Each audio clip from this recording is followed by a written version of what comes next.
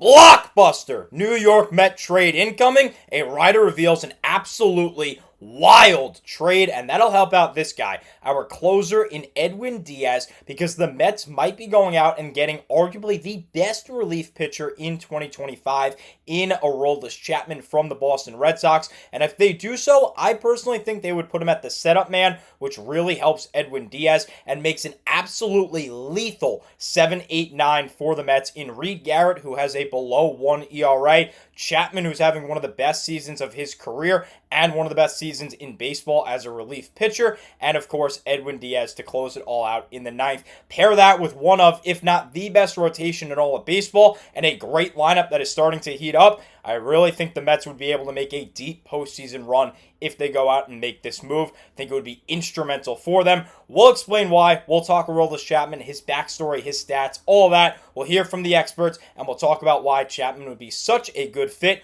only on Mets Digest. I'm your host today, Mike Duda, and as always, I like to start off with some statistics. And today's stat is that 73.6% of you that watch these videos are not subscribed. So please do me a favor, do us a favor here on Mets Digest, and hit that free subscribe button. That way we can bring content to you about the amazing. So without further ado, let's go ahead and talk Aroldis Chapman. Here it is. Here's his basic bio. A big lefty standing at 6'4", 235 pounds. He's got 16 years of MLB experience under his belt as he debuted back in 2010. And he's having an incredible year statistically. Look at the bottom right of this screenshot that I have. He is a full ERA point below his career ERA. Right now in 2025, his stats are much better than his career numbers, and he's on a really good contract. 1 year, $10.75 million. That's not super expensive, especially for arguably the best closer in all of baseball. You would expect him to be making a lot more money, but he's not. And I think part of the reason why is because he's 37 years of age. That's personally the only knock that I have on Chapman, but I think the Mets could really get over that because you don't need him next year. He's done contract-wise at the end of this year, and he's producing so well even at the old age. But let's hear from the experts. Why do the experts think the Mets are going to go out and get Aroldis Chapman? Well, first we're going to hear from Jackson Roberts of the Sporting News. I know we've heard from him a couple of times before. He says, quote, because they're obvious title contenders, New York is sure to be one of the most aggressive teams at the trade deadline. Additionally, they need a lefty, and they need a hard-throwing lefty. Well, who fits that picture? Aroldis Chapman. Roberts says, quote, with one of the most complete rosters in baseball, thanks to a surprising pitching staff, the Mets might not look like they need much on paper, but the lack of a left-handed power arm in the bullpen stands out and could become an Achilles heel against the other NL powerhouses. That's why one Mets writer wants New York to go after the ultimate lefty flamethrower. And the reason why the Mets need a lefty flamethrower is because they really don't have a guy that throws super hard to begin with.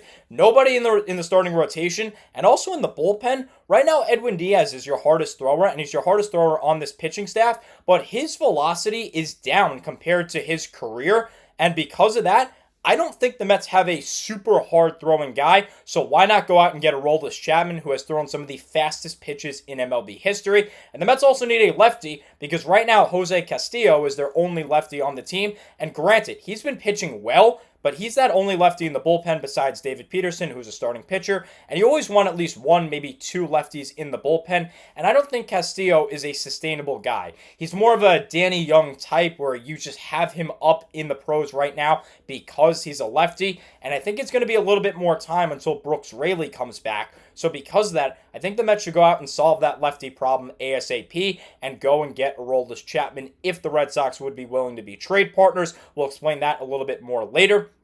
But I think Chapman would work really well, especially because he would be the setup man. So if you get Raley later in the year, you can use Raley as that lefty guy where you want to put him in certain situations that you would want a lefty in. So overall, I think this move would work out really, really well with Aroldis Chapman.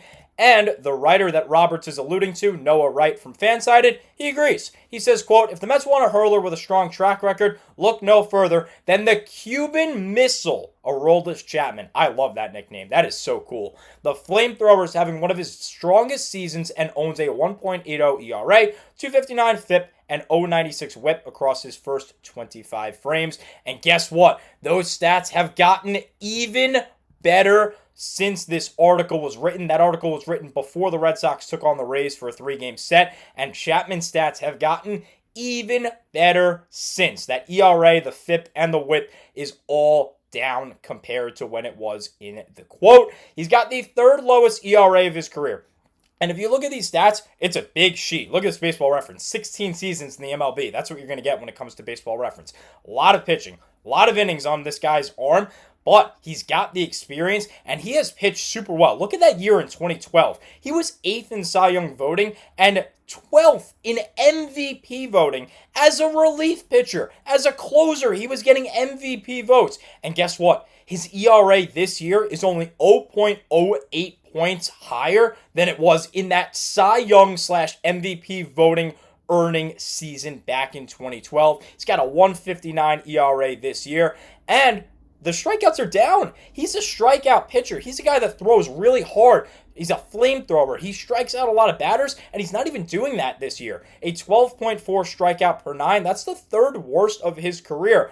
But it doesn't really matter because Chapman's biggest struggle throughout his career was always the walks. And I talked about this last night with David Peterson and how he was always walking batters. Why did he throw a complete game shutout last night? He walked no batters in 9 innings, and Chapman's walks are also down. He's got the 5th best strikeout to walk rate of his career at 4.33, despite not striking out nearly as many batters as he normally does. That means right now, on average, he is striking out 4.33 batters per 1 walk issued. That means the walks are down because that stat is not inflated whatsoever from the strikeouts. That is sheerly because the walks are down, and the whip is also reflecting of that. The 5th lowest whip of his career at 0.882.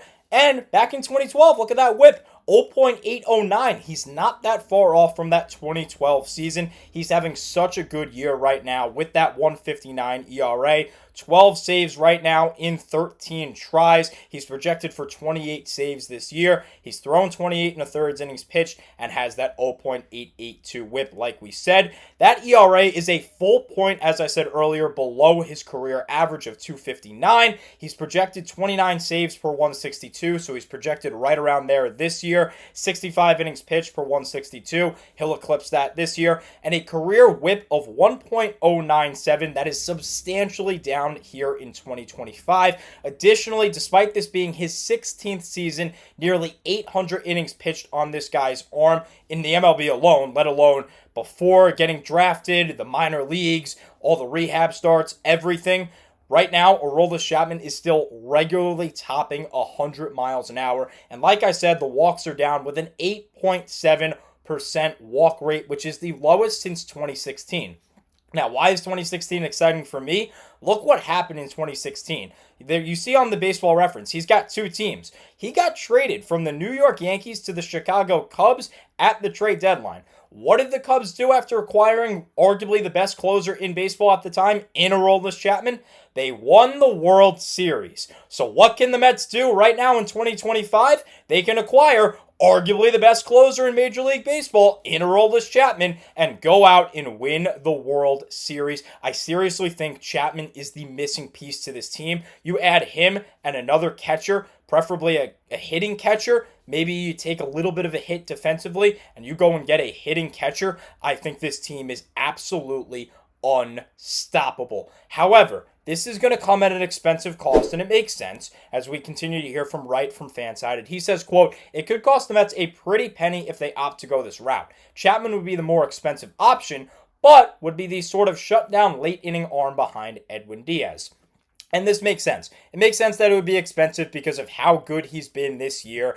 And if you look at the Red Sox top prospects, they only have 3 in the top 100 in all of Major League Baseball. Granted, they have the number 1 and the number 8 prospect in all of baseball, and they also have the number 54, but their number 1 and number 8 in Ramon Anthony and Marcelo Mayer are both in the major leagues, so they won't be considered prospects pretty soon. They're going to fall off the prospect list just because they're in the MLB and they're no longer prospects. So the Red Sox farm system is not looking as deep as it once was, and therefore they're probably going to ask for some prospects, which is why I can understand what Wright is saying. However, Aroldis Chapman is an older guy, 37 years old. That's old in baseball.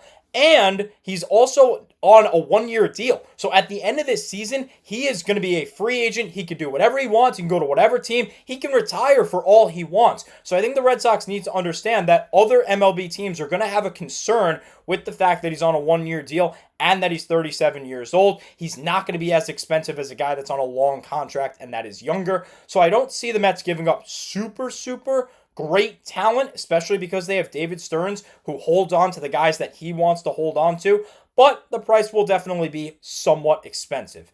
However, the one thing that we need to talk about is the fact that this deal solely relies on the Boston Red Sox and how they do. We go back to Roberts. He says, quote, obviously Chapman would be a huge get for the Mets, but it's contingent on the 32 and 35 Red Sox falling far enough out of the playoff race that they're forced to wave the white flag. Boston had high expectations, so they won't be opportunistic about selling. Now, this was a couple of days ago, like I said. Right now, the Red Sox are 34 and 36, but they're 3 games back in the wild card behind Tampa, who right now has that third wild card slot, the Seattle Mariners, Los Angeles Angels, Kansas City Royals, and Cleveland Guardians. So 5 teams right now that they have to jump to make a playoff spot, and they're also 9 games back in the American League East behind Tampa, the Red Hot Blue Jays, and the Yankees. So obviously it will be difficult to get Aroldis Chapman solely because the Red Sox have to fall out of it. So we really have to root against the Red Sox for the next month and a half before the trade deadline. But I think Aroldis Chapman is one of the 2 missing pieces for this New York Mets team that will basically solidify a World Series and the 3rd World Series and Commissioner's Trophy in New York Mets history. So let me know what you think down below. Do you want Aroldis Chapman? Do you think it's going to be too expensive? Give me your thoughts. Thank you so much for watching as always. I really appreciate it. And let's go Mets.